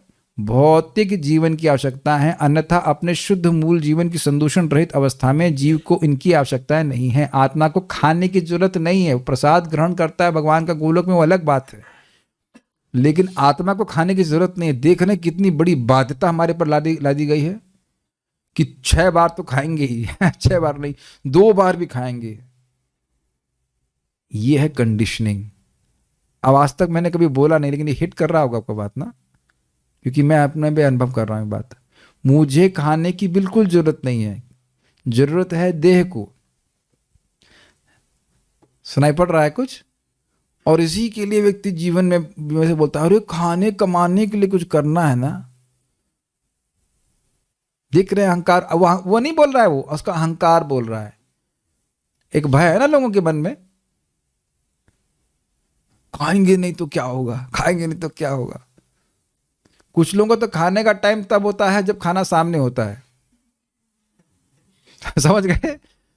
महाराज बोलते हैं बकरी की तरह नहीं खाते रहना चाहिए, जबरदस्त मुंह जब देखो मुंह चलता ही रहे। देखो ट्रेन में देखा है, चिप्स आ गए तो वो भी खा लिया, फिर उसका मूंगफली तो वो भी खा लिया, कर लिया से खा लिया कर। इसीलिए इंसानों को भगवान का प्रसाद ग्रहण करना चाहिए। 3.13 भगवद गीता, ये है लक्षण। ये आत्मा का कार्य है कि आप भगवान का प्रसाद ग्रहण कीजिए, वो भी नियमित मात्रा में। इतना नहीं कि पेट फाड़ करके हलवा बाहर निकालना पड़े सोच रहे हो? महाराज बोलते हैं कुछ लोग ऐसे खाएंगे जब तक आते फूल ना जाए आते फूल ना जाए उतना खाएंगे। अगर प्रसाद खा रहा तो वह भी ठीक है, लेकिन ठीक है मतलब एक दृष्टि ठीक ही है, लेकिन वास्तविक रूप से इतना खाना चाहिए जो आपके स्वास्थ्य के लिए ठीक हो और आप डाइजेस्ट कर सको। ये भी नहीं कह रहे कि 4 रोटी की इच्छा है तो अब आवश्यकता है तो अब 1 ही रोटी खाइए, वो बात नहीं है। लेकिन ये हम आयुर्वेद की क्लास नहीं दे रहे, बस इतना बोल रहे हैं कि ये सब भगवान को अर्पित होना चाहिए। सोना भी भगवान को अर्पित होना चाहिए। सोए इसलिए तब जब थक जाए शरीर, ताकि हम ऊर्जान्वित होकर के फिर से भगवान की सेवा करें। इसे कहते हैं best use of a bad bargain. और नहीं तो कोई आवश्यकता नहीं है। और इंद्रिय तृप्ति की आवश्यकता तो आत्मा को बिल्कुल ही नहीं है। लेकिन अब एक विशेष परिस्थिति है, उसकी इच्छाएं इस प्रकार की होती है, इसलिए व्यवस्था की जा रही है। ठीक है। अतएव आवश्यकताएं कृत्रिम होती हैं और जीवन की विशुद्ध अवस्था में ऐसी आवश्यकताएं नहीं उठती हैं। अब इसका क्या मतलब है? बड़ा सुंदर लाइन है। देखिए, जैसे जैसे हम लोग भगवान आत्मा का धर्म पालन करते रहेंगे, भक्ति करेंगे, अपने आप ये 4 चीजें कम होंगी। अपने आप ध्यान रखना, आप आर्टिफिशियली नहीं कर पाओगे इसको कि मैं कल से अब बस मैं तो आत्मा हूं, मुझे सोने की जरूरत नहीं है, फिर पागल हो जाएंगे हम लोग। जैसे जैसे आत्मा का धर्म प्रकाशित होता जाएगा तो देह का धर्म कम होता जाएगा। क्या मैं ए जो बोल रहा हूं यही सुनाई पड़ रहा है? अच्छा प्रभु जी, तो हम कल से बस अब पानी पी के जिएंगे, तुम जी ही नहीं पाओगे। जैसे जैसे भक्ति बढ़ती जाएगी, अपने आप ये सारी चीजों से विरक्ति होती चली जाएगी। बहुत से भक्तों की प्लानिंग होगी, मतलब स्थिति होगी, ये प्लान नहीं करते अब कल क्या बनाना है, क्या बनेगा, ये सब नहीं रहता है। प्रभुपाद जी के लक्षण, प्रभुपाद बोलते साधु लोग, अच्छे साधु लोग, महाप्रभु भी सुबह 3 बजे से लेकर दोपहर के 12 बजे तक जप करते थे। उसके बाद वो एक टाइम कुछ भोजन ग्रहण करते हैं। मैं ये नहीं कर रहा हूं, ना मैं ये आपको करने के लिए कह रहा हूं। अच्छा, प्रभु जी ने 3 से 12 तक जप करने के लिए कहा, क्या मैंने ऐसा कहा है? मैंने ऐसा नहीं कहा। कोई मर गया तो मेरे पे क्लेम मत लगा देना, ठीक है। ये महाप्रभु करते थे। जितना जैसे उन्नत होते जाते हैं, स्वतः व्यक्तियों की भोजन में रुचि समाप्त हो जाती है। अगर आपने नहीं समझ में आ रहा है तो अपने गुरु महाराज की डाइट को देख लेना। वो एकदम सिंपल रोटी, सूखी रोटी, या जनरली बहुत हल्की सी बॉइल्ड सब्जी ऐसे लेते हैं। वो देह के धर्म को मतलब से परे होते जाते हैं। जितना व्यक्ति परे हो गया वो अपने आप इसको छोड़ जाएगा। वो स्लीपिंग ही टाइम वेस्ट लगता है, लेकिन अभी हमको स्वीकार करना पड़ता है। मैं भी स्वीकार करके ही आया हूँ। ऐसा नहीं कि हम सोच नहीं रहे, खा नहीं रहे। और सबसे महत्वपूर्ण बात आप समझ रहे हैं, इंद्रिय तृप्ति से कितना व्यक्ति दूर हटा है, which is a complete waste of time. अब हम देखिए, पॉइंट इज दैट कि हम मान लो नहीं छोड़ पा रहे हैं, तो इसका मतलब ये है कि भक्ति करे नहीं। भक्ति करते करते अपने आप व्यक्ति को विरक्ति होने लग जाएगी। आप अभी प्रसाद पाओगे तो पता, हाँ, एक और खाए, अभी भूख है और दूसरा और खाएंगे। आप भूख खाते जाते हो, भूख अपने आप शांत ना, बस और अरे लीजिए लीजिए, नहीं बस। रूपा जी बहुत सुंदर कहते हैं, अमीर व्यक्ति का लक्षण है ये नहीं है। उसकी कार वैसी होगी, उसका घर वैसा होगा, ठीक। जो लड़का पढ़ा है ठीक से, उसका क्या लक्षण है? जो लड़का अच्छे से पढ़ाई किया है, उसका क्या लक्षण है? हाँ, अरे मैं शिक्षा की बात कर रहा हूं। एग्जाम जब होता है, एग्जाम में अच्छे नंबर आए और मान लो एग्जाम में बिल्कुल फेल हो गया, कहे बहुत अच्छा पढ़ाई किया हूं, बहुत अच्छा पढ़ाई किया हूं। प्रभुपाद बोल रहे, सुन रहे थे आप लेक्चर? शिवा प्रभु बहुत अच्छा पढ़ाई किया, बहुत अच्छा पढ़ाई किया। अच्छा पढ़ाई किए, एग्जाम में कितने नंबर है? कितना सुंदर बोल रहे हैं ना। तो हम बहुत एडवांस डिवोटी हैं। अच्छा, आप एडवांस डिवोटी हैं? अच्छा, ठीक है। तो कितना जगत से विरक्त हुए हैं, कितना इन 4 चीजों से विरक्त हुए। ये व्यक्ति, सामने वाले को चेक करने की जरूरत नहीं, हमें स्वयं चेक करना। इसमें कोई डिप्रेस होने की बात नहीं है।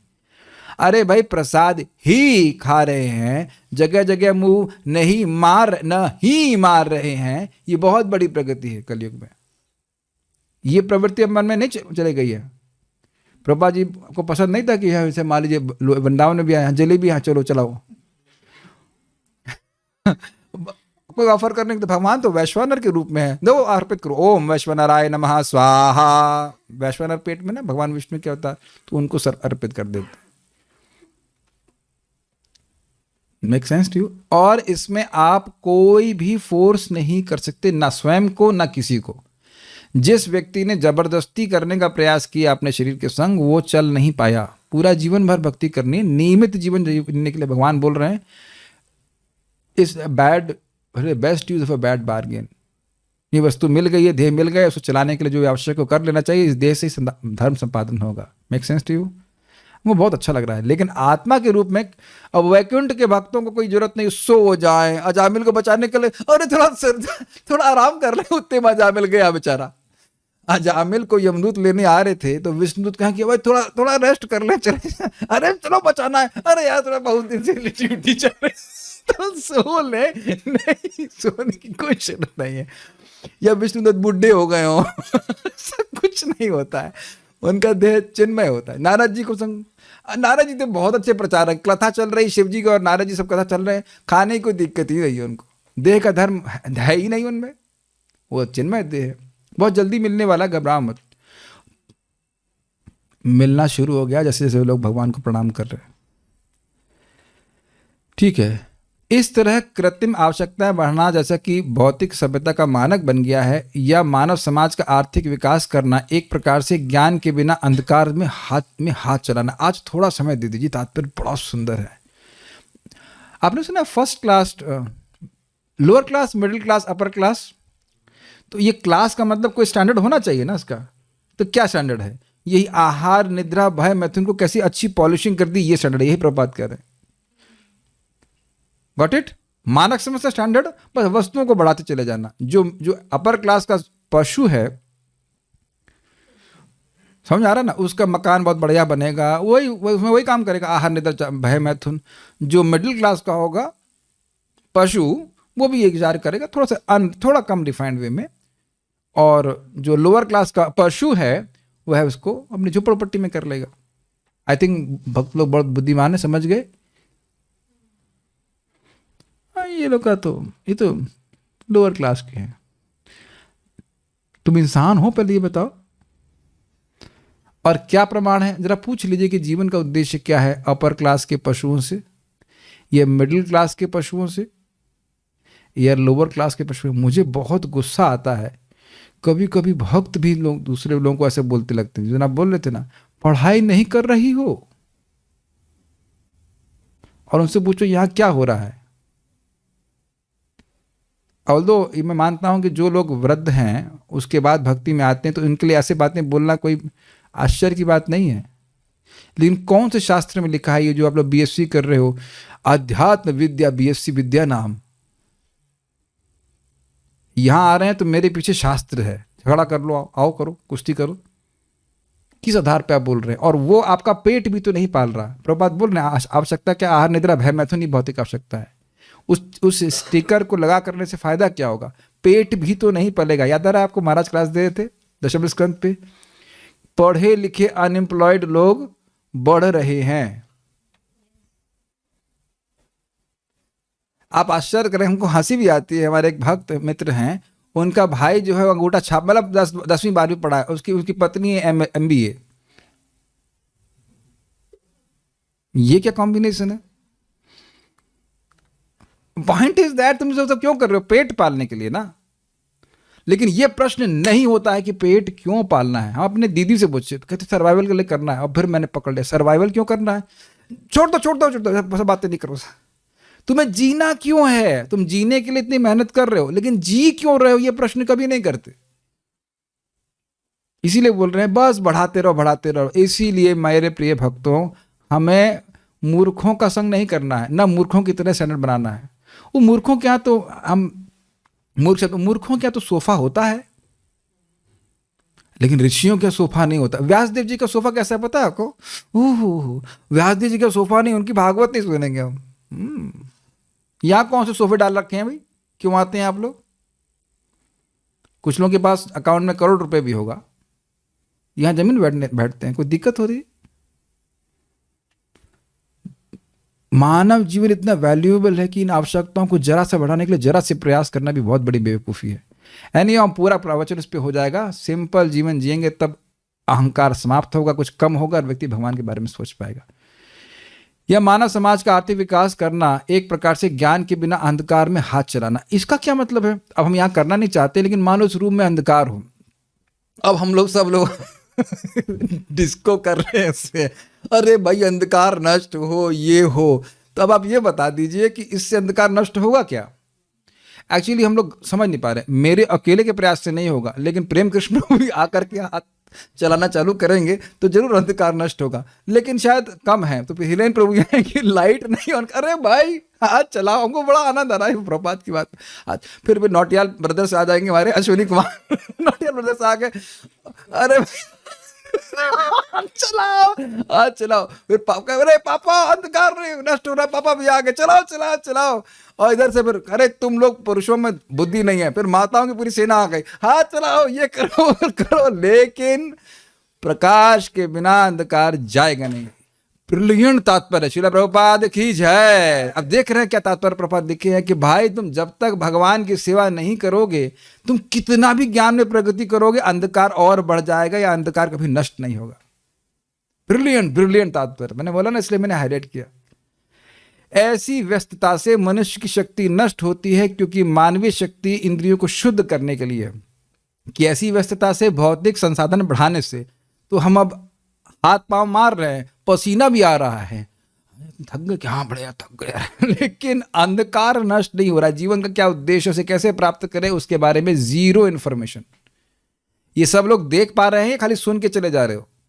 अब ऐसे गधे से, हम बहुत खराब शब्द नहीं बोल रहे हैं, बहुत कम बोल रहे हैं, हल्के में बोल रहे हैं, ऐसे मूर्ख गधे पाजी पागल से कभी आप उपदेश नहीं लेना। परम पूज्य लोकनाथ महाराज बोले, अंधे से पूछो सूर्य कहाँ है। और ऐसे लोगों को व्यक्ति हम अपने लीडर के रूप में घोषित कर लेते हैं। हमें प्रभुपाद जी को स्वीकार करना है, भगवान श्री कृष्ण को स्वीकार करना है। बहुत हमको ये बात अच्छी लग रही है, लगे पड़े, लेकिन अंधकार और बढ़ता चला जा रहा है।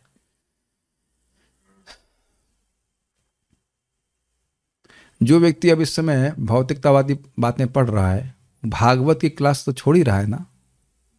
समझ में आ गया? आप सब लोग, मैं, हम सब लोग मिलकर के इस समय अपनी मानवीय शक्ति को भागवत सुनने में लगा रहे हैं। समझ में आ गया की बात? लगा तो रहे ना। क्यों लगा पा रहे हैं? क्योंकि समय है हमारे पास लगाने के लिए।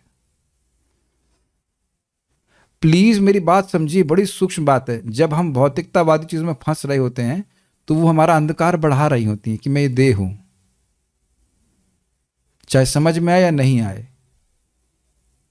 सब लोग ने समझा इस बात को। और जब आध्यात्मिक ज्ञान चाहे समझ में आया नहीं है, हम सुन रहे हैं, तो वो हमारा ये अंधकार तिरोहित कर रहा है कि मैं देह हूं। धीरे धीरे आत्मज्ञान प्रकाशित हो रहा है। I hope you are able to pick up this things.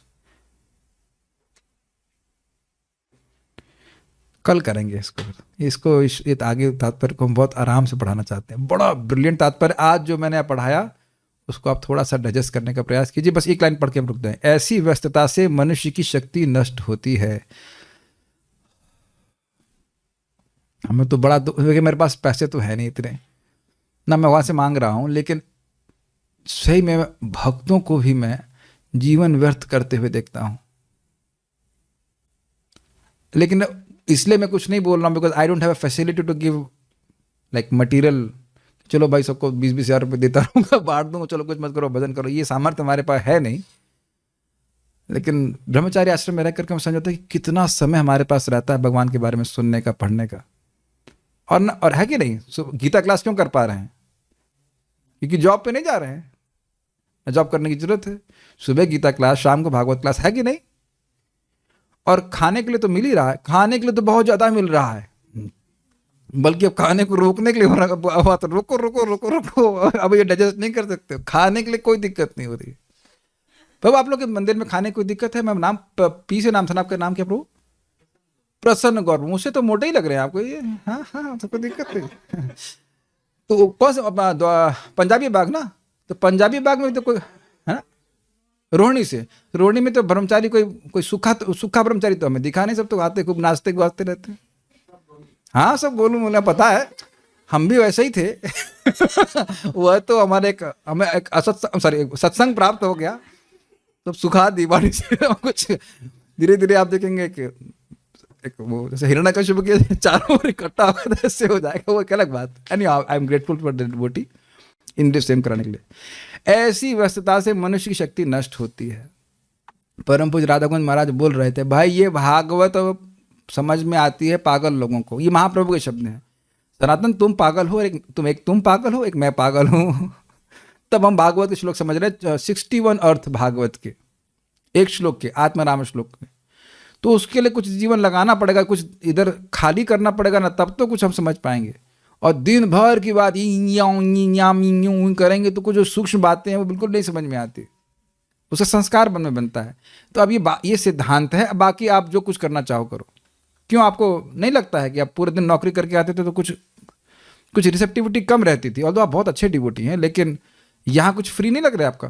Yes, जो पढ़ा है उसको कुछ सोचना पड़ता है ना कि क्या बोला था आज, क्या बोल गए। जैसे ब्रह्मा जी ने बोला दा, तो दा पे लोगों ने सोचा ना कि दा मतलब क्या हुआ। मनुष्य ने सोचा दान, देवताओं ने सोचा दमन, और दैत्यों ने सोचा दया। तो कुछ सोचना पड़ेगा ना क्या बोलेंगे, और वो एक लाइन आपका जीवन चेंज करती है, लेकिन सोचने का टाइम मिलना चाहिए ना। बस को पढ़ते हैं। ऐसी व्यस्तता से मनुष्य की शक्ति नष्ट होती है, क्योंकि मानवीय शक्ति इंद्रियों को शुद्ध करने के लिए, अरे कितना सुंदर बात है। परम पूज्य राधा गोविंद महाराज इतनी अच्छी बात कह रहे थे देखो लोग इतने मूर्ख हैं, वो समझ नहीं पा रहे हैं कि इंद्रियों को जो भगवान की सेवा में लगाते हैं, सुनना बहुत ध्यान से, तो इंद्रियों की शक्ति असीमित रूप से बढ़ जाती है। क्या प्रमाण है? यद व्याज हार विवशो नाम सस्तयनम हरे। जैसे ही जीव ने नारायण बोला, नारायण नारायण अपनी वहां की गोद से मेरी गोद में आओ, अब उस जीव ने क्या कर दिया बताओ? अनंत जन्मों के पाप नष्ट कर दिए कि नहीं? किसने किए? जीव ने किए।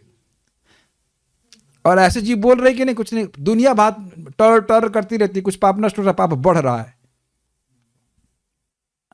आपने आज तक ये प्रवचन में कभी सुना नहीं होगा, मेरे प्रवचन में कभी सुना नहीं होगा। उसी चीज को अलग तरह से समझा रहा हूं कि नहीं? See this is how, this is Krishna's mercy which is coming now. मैं भी पहली बार सोच रहा हूं इस तरह से।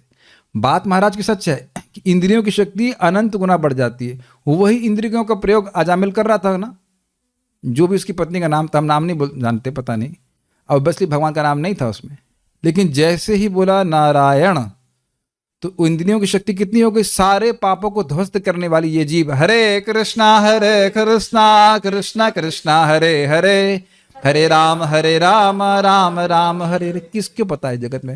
ठीक है हरे कृष्ण बोलिए, ठीक है ठीक है ठीक है ठीक है ठीक है बोल देगा, लेकिन हरे कृष्ण नहीं बोलेगा। ऐसे ही भी आप लोग प्रसाद पाने वाले हैं, ठीक है? अब वो दाल चावल में कितनी शक्ति है? एक कौर में 1 महीने की फास्टिंग का लाभ है, करोड़ों यज्ञ का लाभ है, दिख नहीं रहा है, वो सब अकाउंट में जा रहा है। तो अब आपकी रसना की शक्ति अधिक बढ़ गई कि नहीं बढ़ गई? कर्मेंद्रिय ज्ञानेंद्रिय एक एग्जाम्पल ले लिया। अच्छा, आंख के बारे में रोजी क्या विचार है? अब ठाकुर जी को देखते हैं एक बार, इसका प्रमाण है 10.39.12 कि एक सकृद एक बार भी भगवान की प्रतिमा को आपने मन में लिया है, तो मन में कैसे लाए? देख लिया, देख करके, तो अब भगवान उसको भागवती गति देते हैं, आंख की गति बढ़ा दी। और कान का तो कहना ही क्या, अब कान से भागवत सुनते तो भगवान ही पकड़ में आ जाते, सारा काम तो कान का ही है। अब रोजी नाक का क्या है? जो भगवान को आप गंध अर्पित सूंघते हैं, उसे सारा जो अविद्या है वो नष्ट होने लग जाता है। और कोई त्वचा को भगवान की सेवा में कैसे लगा सकते हैं? प्रणाम करके। पूरा शरीर मान लीजिए, जैसे शरीर को प्रणाम किया तो शरीर तुरंत चिदात्मक हो गया, सच्चिदानंद हो गया। एक एक इंद्रिय भगवान की सेवा करती है तो अनंत लाभ देती है। अच्छा, पर ये हाथ तक क्या करेंगे? वो दीप क्या अपने नाक से अर्पित करते हैं? ऐसे करते हैं? हाथ से तो कर रहे हैं ना, हाथ से कर रहे हैं ना, गोविंदम आदि पुरुषम ऐसे बोल रहे हो, तो आप पढ़ चुके हो कि दीप दान करने वाले व्यक्ति की जब वो शरीर छोड़ेगा, भगवान को दीप दान करता है, तो एक सुंदर सा विमान आएगा, उसे वैकुंठ लेकर चला जाएगा हरि भक्ति विलास में। इसीलिए हम गधे करते नहीं, क्योंकि हमको समझ में नहीं आता। ठीक है हरे कृष्णा, आज हम 16 माला नहीं करेंगे, क्योंकि हम गधे हैं, मूर्ख हैं, इसलिए दीपदान नहीं करेंगे या भगवान को प्रणाम नहीं। अरे आलस, देह में दर्द हो रहा है इसलिए दर्द हो रहा है उसके। इसीलिए शास्त्र खूब सुनना होता है, तब जाकर के व्यक्ति भजन ठीक से करता है। एक वक्त तो बोले क्यों रात में जगते हो? 12 बजे तो क्लाइंट रहते हैं अमेरिका के। ठीक है, कोई आपत्ति नहीं है। क्या दे देगा वो? कुछ डॉलर देगा, वही ना मृत्यु के समय काम आएगा। यहां पे मेरा कर्तव्य डांटने का उद्देश्य होता है कि किसी की भक्ति में कुछ गड़बड़ आ रहा है, उसका उत्कर्ष हो, प्लीज द्वेष मत ग्रहण कीजिएगा। और मान लो कहता कि मैं मीटिंग करूंगा 3:30 बजे तक, तब मजबूरी है, क्या करे, करना है। क्यों भाई? उस दिन आप गए थे कि नहीं? ठंडी में, जिस ठंडी में लोग, बहुत से लोग मंगल आरती ड्रॉप कर दिए होंगे, उस ठंडी में छत्रियाणी है ना, पूरा वहाँ भरतपुर तक पहुंच गए। हम सभी लोग इसी प्रकार के हैं। मैंने बताया ना, 5,000 रुपये लेने के लिए भीगता वालीगढ़ से आ गया। Got it? मैं थोड़ा मजाक में बोल रहा हूँ, खाली बोल रहा हूँ कि भगवान की सेवा का असीमित लाभ है। हाँ, ये भी मुझे अच्छा लगा। हमने कहा वहीं रह जाइए, नहीं यहाँ पे 1,000 गुना फायदा मिलेगा, 16 का 16,000 मिलेगा। ठीक है 150 रुपये खर्च हो, कोई बात नहीं, 16,000 नाम तो मिलेगा ना। श्रद्धा की कमी है, इसलिए दिक्कत है। अगर बोल दिया जाए कि आपको 1,000 गुना अधिक सैलरी मिलेगी, तो दिल्ली से आ जाएंगे ना यहाँ पे। हम डांट नहीं रहे हैं, इस होता है ना, लाइटर होता है, लाइटर इग्नाइट कर रहे हैं, इग्निशन का काम कर रहे हैं। हमारा डांटने काम नहीं, प्लीज, आप लोग भक्त हो, हम खाली इग्नाइट कर रहे हैं। और उसमें थोड़ी आवाज आती है, कट कट करके आवाज आ गया, लेकिन झटका भी लगता है इग्नाइट, लेकिन केवल इग्निशन की बात कर रहे हैं बस। Make sense? ऐसी व्यस्तता से मनुष्य की शक्ति नष्ट होती है, क्योंकि मानवीय शक्ति इंद्रियों को शुद्ध करने के लिए, मैं इस पर बोला था कि इंद्रियां शुद्ध हो रही हैं, होने में लगी हैं, तो कितना बड़ा फायदा होगा, जिससे उन्हें भगवान की इंद्रियों को तुष्ट करने में लगाया जा सके। शुद्ध इंद्रियों से भगवान की सेवा होगी, उसकी हम चर्चा कल करेंगे। इतनी जल्दी हम भागना नहीं चाहते, समय हो गया है। आई होप आप प्रभुपाद जी के तात्पर्य को रिलीज करे होंगे। इंद्रियों के नियामक देवता होते हैं, और उन सभी इंद्रियों के स्वामी, सभी देवताओं के स्वामी भगवान श्री कृष्ण हैं। इंद्रियों की सेवा से भगवान कृष्ण की सेवा होनी चाहिए, इंद्रियों के द्वारा कृष्ण की सेवा होनी चाहिए। उसका थीम वो हम कर लेंगे। कुछ यहाँ पे कहना चाहते हैं, मैं देख लेता हूँ वक्त को।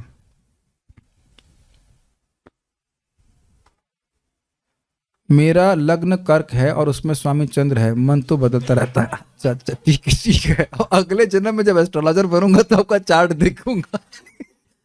ये भी प्रश्न कर देते, ठीक है, कोई बात नहीं। प्रकाश, और क्या है?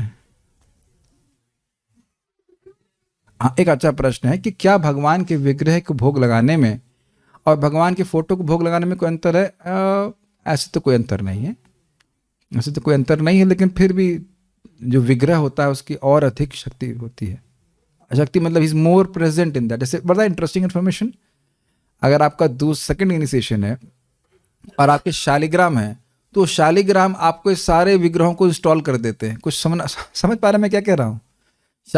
किसी को संदेह हो, भाई हमारे राधा श्याम सुंदर तो इंस्टॉल हैं कि नहीं पता नहीं, शालिग्राम रख देंगे उनकी पावर से, कि वो तो स्वयं भगवान विष्णु है, वो सारे विग्रह इंस्टॉल हो जाते हैं अपने आप। लेकिन सेकंड इनिशिएशन चाहिए, उसके लिए बार बार नहाना पड़ता है।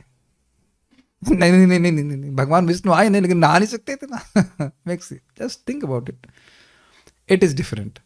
जैसे आप सेवा करते हैं, आपको डिफरेंस नहीं लगता है मंगल आरती में जाने का, सामने खड़े होने का। और मैं प्रसाद की बात नहीं कर रहा, प्रसाद तो सेम है, कोई दिक्कत नहीं, लेकिन इट इज डिफरेंट ऑल्सो। कभी कभी भक्ति का, ठीक है, हम देखिए, प्रसाद तो वही रहता है, उसमें कोई बात नहीं है, लेकिन जो भगवान से रेसिप्रोकेशन मिलता है वो अंतर है। जो भक्त जाते हैं वो जानते हैं कि यहाँ पे भी फोटो है कृष्ण बलराम गौर नित्य राधे श्याम का, लेकिन भगवान के सामने मंदिर में जाना, उसमें कोई, और यहाँ पे कोई अंतर नहीं महसूस कर रहे हैं। आपकी सेवा भगवान स्वीकार कर रहे हैं, उसमें कोई भगवान की कोई दिक्कत नहीं है। वैसे प्रभुपाद जी बोलते हैं, एक योगी जो मन में भगवान का ध्यान कर रहा है और एक भक्त, बहुत ज्यादा पढ़ा लिखा भक्त ना भी हो, वो मंदिर में जा रहा है, उसके लिए एक ही बात है, हृदय में, तात्पर्य में देखेंगे प्रभुपाद बोलेंगे, हृदय में भगवान का स्मरण कर रहा है, वह भी एक बात है, और जो मंदिर में जा रहा है वह भी भगवान को ही देख रहा है। बस एक दिक्कत है कि मंदिर का ऑल्टर बंद हो जाता है। Make sense? ये एक दिक्कत है। तो सिद्धांत तो यह है कि भगवान सब जगह उपस्थित हैं, जैसे कि वहां पे बोला था ना, यद कीर्तनम यद स्मरणम इत्यादि। और हाँ, एक और बात, हरे कृष्ण मंत्र बोलने से हर प्रकार की भक्ति का लाभ मिल जाता है। लेकिन नहीं, मैं ये उत्तर नहीं देना चाहता। उत्तर ये है, चलिए वो तो ठीक है, आपके हृदय में भगवान इंस्टॉलेशन सेरेमनी अपने नहीं करवाया ना, हृदय में इंस्टॉलेशन। तम नित्य क्या है, नियतार्थ हो भजेता, क्या श्लोक है भूल गए। भगवान तो स्वयं ही आपके हृदय में पहले से इंस्टॉल्ड हैं। ईश्वर सर्वभूतानाम हृदयेश अर्जुन तिष्ठति, इंस्टॉल्ड हैं, बैठे हुए हैं कृष्ण। तो हाँ, एवं सचित्ते स्वत एव सिद्धा आत्मा प्रियार्थो भगवान अनंतः तम निवृतो नियतार्थो भजेता संसार हेतु परमश्च यत्र। तो देखिए वास्तविकता बात तो ये है कि भगवान का भी, मैं बिल्कुल अब कंक्लूजन बोल रहा हूँ, भगवान का स्मरण, भगवान का दर्शन या कुछ भी, वो हमारी दृष्टि से कोई भेद नहीं है। हमको तो सब कल्याण, सब कुछ इन्फिनिट लाभ देने वाला है। लेकिन अब दूसरे एंगल से देखेंगे तो मंदिर में जा करके भगवान के सामने कुछ विज्ञप्ति करने में we can connect more in that way. यही मैं समझाना चाहूँगा। लेकिन ऐसा नहीं कि आप फोटो में भोग लगाएंगे तो कम है और उसमें कोई दिक्कत होगी। ठीक है, प्रभुपाद जी के पास तो वहाँ पे विग्रह नहीं थे ना मंदिर, जब अमेरिका गए थे। It's a matter of your intensity of bhakti. So will stop here, we are over time. Srimad Bhagavatam की जय, श्रील प्रभुपाद की जय, निताई गौर, श्रील प्रभुपाद की जय। आमीन। ब्रिलियंट ब्रिलियंट तात्पर्य ना, कहाँ कहाँ जानते ना, एक ब्राह्मण था प्रतिष्ठानपुर का, जो मन में ही भगवान को, हाँ भगवान को भोग लग रहा है और मैं सोने की थाली ला रहा हूँ, ये ला रहा हूँ, वो ला रहा हूँ, और भगवान ने पूरा स्वीकार किया। और अंत में जो परिपक्व हो गया तो खीर बना रहा था मनी में, क्योंकि उसका पैसे नहीं थे इसलिए। आप लोगों को ऐसा अधिकार नहीं, हाँ मन में बनाएंगे, मन बनाएंगे और खाएंगे खुद, ऐसा नहीं। वो उसके पास पैसे नहीं थे तो मन में सोच रहा था खीर गर्म है, भगवान को कैसे दूंगा, ठंडी खीर देनी चाहिए। देखा तो उसकी उंगली जल गई, असली में उंगली जल गई। भगवान वहाँ मुस्कुरा रहे थे, उसको वापस बुला ले धाम में। भगवान, हम लोग बहुत अच्छी शिक्षा मिल रही है, भगवान हमें परिपक्व होने का वेट कर रहे हैं, बस उनको बुलाने में कोई दिक्कत नहीं है। वो चाहते हैं कि भक्त की उत्कंठा बढ़ जाए। तो कोई अंतर नहीं, आप चाहे कहीं भोग लगाए। हमने तो देखा गौरांग प्रभु फोन में राधा श्याम सुंदर का फोटो लगा के इधर दिखा देते हैं। ये तो इंटरेस्टिंग है, कड़ी बन रही है, खूब पक रही है, इधर दिखा देते हैं। ये देख लीजिए, वही स्वीकार कर लिया। बिकॉज ये हमें स्वीकार करना ही होगा कि कृष्ण हर जगह है, हर जगह है। तो सिद्धांत गलत हो जाएगी कि मैं उस तरह से आपकी सेवा कृष्ण कहीं से भी स्वीकार करते हैं। पोस्ट ऑफिस के तो अध्यक्ष यहाँ पे हैं सामने, कहीं से भी लेटर पहुंच जाता है कि नहीं पहुंच जाता है, लेकिन उसका हेड ऑफिस होता है, बस ऐसे मान लीजिए। प्रभुपाद जी बड़ा एग्जाम्पल, प्रभुपाद की बात बोलता हूँ। हाँ भाई, वृंदावन कहाँ है, जहां पे है वहां पे ये हेड क्वार्टर है। और आप लोग जो जॉब कर रहे हो वो लोग, आप लोग वृंदावन के ब्रांच ऑफिस में हो, समझ गए? आप वही ब्रांच ऑफिस से इधर ट्रांसफर हुए। जो एसबीआई में काम कर रहा है वो एसबीआई पूरे इंडिया में है कि नहीं, और कहीं का पैसा कहीं से भी ट्रांसफर हो जाता है। लेकिन एसबीआई के हेड क्वार्टर जहां तक मैं समझ रहा हूँ लखनऊ में है, बहुत बड़ी बिल्डिंग है। बॉम्बे में भी है। मैं प्लीज, मैं गूगल बाबा नहीं हूँ, मैं लखनऊ में देखा हूँ बहुत बड़ा बिल्डिंग। तो वही पुरानी बात बोल रहा हूँ 2003 की, अभी सब कुछ चेंज हो गया, हमको नहीं पता, बट एक बड़ा हेड क्वार्टर हो सकते हैं। तो हमारे हेड क्वार्टर्स वृंदावन और मायापुर है। तो आप कह सकते हैं हेड ऑफिस से क्लास चल रही है, लेकिन आप ब्रांच ऑफिस में हैं। क्या इसका प्रमाण बताइए? जे दीने गृहे भजन देखी गृहे तो गोलोक भाई, भक्ति में ठाकुर जी बोल रहे हैं। तो अगर हमारा जीवन कृष्ण को है कनेक्टेड, तो जैसे एक भक्त अभी जिम में क्लास सुन रहे हैं, जिम में नहीं सुन रहे, वो वृंदावन में ही सुन रहे हैं। क्या प्रमाण है? मथ्यते श्लोक आ गया, जहां भी आध्यात्मिक अनुशीलन होता है वो मथुरा है। यहां फायदा क्या है कि हो या नहीं हो फिर भी मथुरा है। अनुशीलन की जगह कुंभकर्ण आसन लगा के बैठे हुए सो रहे हैं तो भी फायदा, ये फायदा है बस। बाकी ऐसा नहीं कि अब आप जप रहे हैं तो आप जरासंधर में हैं या व्हाटएवर, कहीं जालंधर में हैं या और कहीं पे। जरासंधर बोलने से तो भगवान की लीला याद आती है, इसलिए जरासंधर बोलता हूँ। You are not in Jarasandhar, I mean Jalandhar और एनीवेयर एल्स। अगर भगवान से कनेक्ट कर रहे हैं तो आप वृंदावन में हैं। महाप्रभु के प्राय पार्षद जो है वृंदावन में नहीं रहे, सब बाहर रहे। तो क्या वो ब्रजवासी नहीं है? बट वही बात है, कितने कृष्ण कॉन्शियस हैं, ये बात है। यहां फायदा क्या है?